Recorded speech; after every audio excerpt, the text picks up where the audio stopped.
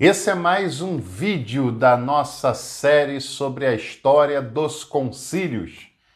Você já deve saber, essa altura do campeonato, quantos concílios ecumênicos oficialmente reconhecidos tem a história da Igreja? 21, isso mesmo. E a gente já está caminhando para a fase final desses concílios. Hoje nós vamos falar sobre os dois concílios que aconteceram no século XVI. Um antes, já nas portas da Reforma Protestante, e o outro por causa da Reforma Protestante. E aqui a gente já vai ver uma divisão de águas interessante. Já são concílios denominacionais, já são concílios que já têm muito mais a ver com o que a gente conhece como Igreja Católica Romana. É claro que a Igreja Católica daquela época e a Igreja Católica de hoje mudou bastante, não é a mesma igreja, a mesma estrutura. O Papa de hoje não tem nada a ver com o Papa daquela época, mas agora a gente já consegue enxergar de uma maneira mais clara algumas novas tradições religiosas do cristianismo, principalmente, claro, depois da Reforma Protestante. O Oriente e o Ocidente já estão separados oficialmente desde o século XI, embora separados teologicamente, administrativamente, antes desse período, e agora dentro do próprio mundo ocidental nós teremos o apogeu de novas confissões cristãs que não apenas a confissão romana, né? Então é importante a gente observar esse período. Agora, importante mesmo é você ser inscrito e inscrita desse canal, porque eu tenho certeza que em nenhum outro lugar do YouTube você vai encontrar uma escola teológica com esse critério acadêmico, com uma linguagem acessível, com tantos conteúdos e conteúdos diversificados para você aprender cada vez mais sobre várias áreas do conhecimento teológico e historiográfico. E também, é claro, que você não encontra em outros canais do YouTube uma escola teológica à sua disposição, como esse canal aqui tem apresentado a você. Numa linguagem acadêmica, interconfessional, a gente aqui não tem compromisso com uma confissão específica, porque o nosso compromisso é com a teologia, independente de qualquer coisa. E, claro, você pode aprender de uma maneira muito mais plural, dialogal e ampla aqui no canal. Então, claro, vale a pena você se inscrever, você contribuir com esse canal e, se você quiser, também pode fazer parte do nosso clube de membros e ter acesso a conteúdos exclusivos. Bom, o primeiro concílio desse nosso vídeo de hoje é o Concílio Latrão V. A cidade de Latrão, ela foi a cidade que mais sediou concílios da história do cristianismo. Foram 5 ao todo. Os 4 anteriores eu já falei nos vídeos antes desse, né? E teve um 5º concílio de Latrão, que foi um concílio meio que esquecido pelo estudo teológico, mas um concílio interessante, que aconteceu num período muito interessante. Para você ter uma ideia, o Concílio Latrão V ele foi convocado em 1512 e ele terminou em 1517. 1517 é a data convencional da Reforma Protestante, né? 1517, Martinho Lutero teria pregado as suas teses na porta da catedral. Já falei sobre essa questão em outros vídeos, né? As teses aconteceram, evidentemente, mas ele pregando na porta da igreja, isso é controverso, tá bom? O concílio foi convocado pelo Papa Júlio II em 1512. O Papa Júlio II entrou para a história conhecido como o Papa Guerreiro. Guerreiro mesmo, porque ele chegou a ser representado oficialmente, ao seu pedido, com a armadura de prata que ele de vez em quando usava. E ele liderou exércitos em algumas batalhas durante o seu pontificado.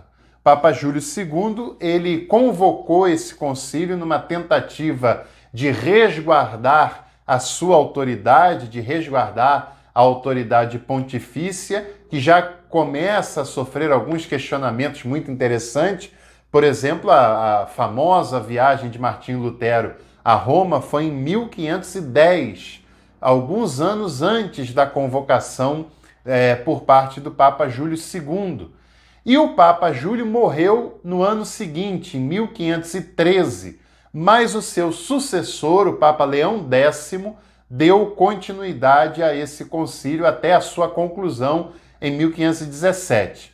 O Leão X foi o Papa contemporâneo de maior parte da atuação reformadora, questionadora de Martinho Lutero, né? Esse concílio procurou combater a simonia, o concubinato e a usura, que eram verdadeiros males muito presentes na igreja do século XV, do século XVI. Foram esses problemas que Martinho Lutero bateu com firmeza, e tinha muita razão na denúncia que Martinho Lutero fez na sua época. A gente só não pode achar que a igreja continue igual até hoje, né? Porque muita coisa aconteceu de lá para cá, mas naquela época eram problemas graves que a igreja enfrentava ou não enfrentava como devia, e que Martinho Lutero e outros reformadores bateram com firmeza nessas questões. A simonia é a venda de cargos eclesiásticos.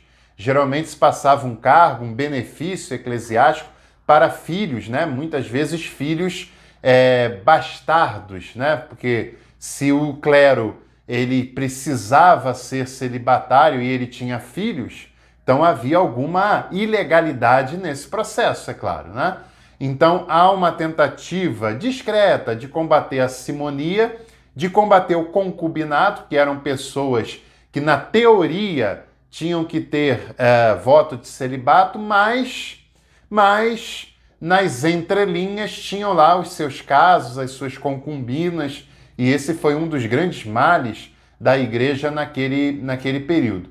E também de combater a usura, que era o empréstimo a juros, a tentativa de ter lucros em transações financeiras não muito ortodoxas, e a igreja tenta, ainda de uma maneira discreta, pouco eficiente, combater essas problemáticas através do Concílio Latrão V. Outra coisa interessante é que esse concílio tenta combater. Outra coisa interessante é que esse concílio foi o primeiro concílio a ter um representante da América Latina, embora não tenha sido um latino-americano, era um bispo italiano que estava servindo em Santo Domingo, que hoje é a capital da República Dominicana. Vale a gente lembrar que a América está inserida no mapa mundial há pouco tempo nessa época, né? Ela começa esse processo a partir de 1492, ali no final do século XV, e aqui nós estamos no início do século XVI, então já tem um representante da Igreja da América Latina nesse processo, embora seja um italiano, né, que servia naquele lugar. Depois teve a Reforma Protestante, e alguns anos depois aconteceu o Concílio de Trento, que começou em 1545 e terminou em 1563. É o concílio mais longo de toda a história, durou 18 anos. Claro que não durou os 18 anos sem interrupção. Ele teve 3 fases principais. A primeira fase, que durou de 1545 a 1548. A segunda fase, que começou só em 1551 e foi até o ano seguinte, e a terceira e última fase, que foi de 1562 até o término oficial em 1563. Ou seja, esse concílio ficou mais tempo parado do que funcionando, propriamente dito. Principal objetivo do Concílio de Trento, é claro, que é tentar frear o avanço da reforma protestante na Europa. E ele acontece tardiamente, quase 30 anos depois das primeiras e mais efetivas movimentações de reforma naquele cenário. Esse concílio tenta combater os questionamentos do protestantismo. A cidade de Trento era uma cidade italiana que estava dentro dos domínios do Sacro Império Romano-Germânico, que ainda funcionava na época, mais de modo simbólico do que efetivo, mas claro que esse concílio é um concílio de contra-reforma, que é uma expressão protestante, é claro. A Igreja Católica entende esse concílio como uma reforma católica, né? Não contra-reforma, porque ela não conhece a reforma, não reconhece a reforma protestante como uma reforma religiosa, né, propriamente dita. A maior questão era a autoridade da Igreja, e essa autoridade da Igreja, o Concílio de Trento determina que ela está repousada na Escritura, que foi a grande argumentação da tradição protestante, a grande fala de Martinho Lutero, mas ela também repousa na tradição eclesiástica. Aliás, o conceito de sola escritura de Martinho Lutero, ele não se sustenta, porque é óbvio que uma tradição cristã, seja ela qual for, não consegue ter a sua doutrina, a sua teologia baseada única e exclusivamente na Escritura. Porque, como a gente tem visto ao longo desse curso, ela pode até ter amparo na Escritura, ter versículos na Escritura, mas essa doutrina, essa teologia, ela foi explicada, aprofundada, reinterpretada pelos concílios da antiguidade, principalmente.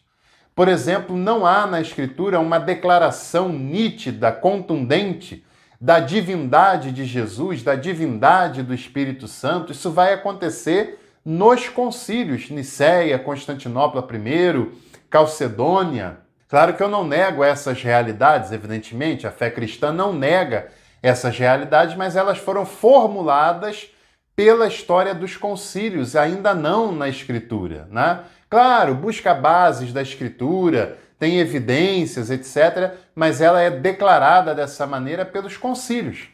A ideia de Jesus, Cristo, de Jesus como a encarnação do Verbo, o Evangelho fala do Jesus de Nazaré, do Jesus que é enviado por Deus, que se esvazia, mas posteriormente a Igreja vai reinterpretar esse Jesus não só como de Nazaré, mas o Jesus, o Cristo, que nasceu da Virgem, que é todo-poderoso, é uma definição conciliar, que é da mesma substância que o Pai. Essas definições, é claro que elas não estão na Escritura.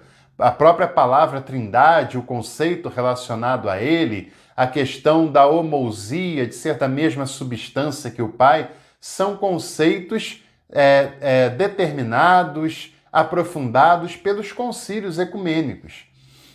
E é claro que essa ideia de sola escritura, ela, nesse caso, ela não tem como se sustentar, até porque o próprio Martinho Lutero bebe da fonte agostiniana, que é uma fonte da tradição. O Martinho Lutero não despreza o que os concílios da antiguidade foram capazes de construir para a reflexão teológica, para a reflexão cristã, não é? E várias outras tradições do protestantismo entendem a importância da tradição, sem dúvida nenhuma. É claro que qualquer pessoa que faz uma reflexão teológica com um mínimo de responsabilidade não pode jogar fora a tradição, não pode jogar fora os concílios, os pais da Igreja, os próprios reformadores de lá para cá. Enfim, a Igreja ela tenta se defender dos ataques protestantes, dizendo que a autoridade da Igreja repousa na Escritura, mas também repousa na tradição. E esse concílio também aprova algumas coisas importantes. A Vulgata de São Jerônimo como base da Escritura e propõe uma nova versão, né, dessa Escritura em latim. Ele aprova seminários para a formação do clero, para que houvesse uma formação mais aprofundada, mais livre da simonia, da interferência secular, uma formação teológica, filosófica, moral mais séria, né? Porque antes, na Idade Medieval, tinha pessoas que nada tinham a ver com vida religiosa, que alcançaram cargos importantes de bispos, de cardeais, até de papa, inclusive, né? E essa é uma tentativa de moralizar a igreja e o sacerdócio através da criação de seminários. O Concílio de Trento, também dá ênfase na questão do pecado original. Você deve assistir o meu vídeo falando sobre o pecado original e o equívoco que é essa doutrina no cristianismo. Também reafirma os 7 sacramentos. Ao longo da Idade Medieval, a quantidade dos sacramentos chegou a 10, chegou a 4, né? E aí o Concílio de Trento determina oficialmente que são 7. O batismo, a Eucaristia, a confissão, a confirmação, a ordem, a ordenação, né? O matrimônio e a unção dos enfermos. Outra coisa interessante é que o Concílio de Trento determina como canônicos os chamados livros deuterocanônicos, chamados equivocadamente por alguns evangélicos de livros apócrifos. Não está correto esse termo. O termo correto é deuterocanônicos, porque eles não estão apenas no cânon da Igreja Católica, mas tem muitas tradições orientais que utilizam esses livros, né, ou alguns desses livros. E outra coisa também é que o Concílio de Trento aprova o chamado Index Librorum Prohibitorium. É a lista de livros proibidos aos católicos. É claro que tem ali livros científicos, livros dos reformadores, e por incrível que pareça, o índex durou até 1966. Ele conseguiu ir além do Vaticano II, depois perde a força, ele era atualizado periodicamente. Em 1966, ainda bem, o Papa Paulo VI declarou extinto o índex.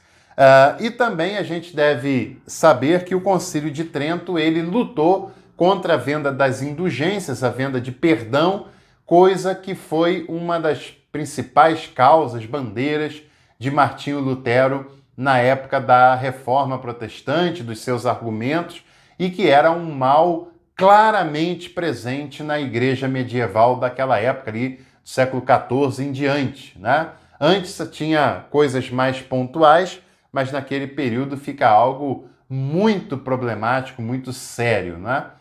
E assim termina o Concílio de Trento, em 1563, numa tentativa de reformular a igreja, e é muito eficiente nesse sentido, e de tentar barrar o avanço protestante na Europa Ocidental, tem uma grande eficiência também nesse sentido. E na próxima aula eu volto com o último vídeo falando sobre o Concílio Vaticano I e a infalibilidade papal. Para você não perder, é só ativar todas as notificações, e se você ao final quiser um certificado sobre esse curso, custa apenas R$40, você faz pela chave Pix, é só fazer lá o Pix, mandar o comprovante pelo e-mail e o seu nome completo solicitando o certificado. É claro, você deve ter assistido, curtido e comentado em todas as partes do curso para você ter também o seu certificado. Qualquer dúvida, mande um e-mail para a gente. Tchau e até o próximo vídeo.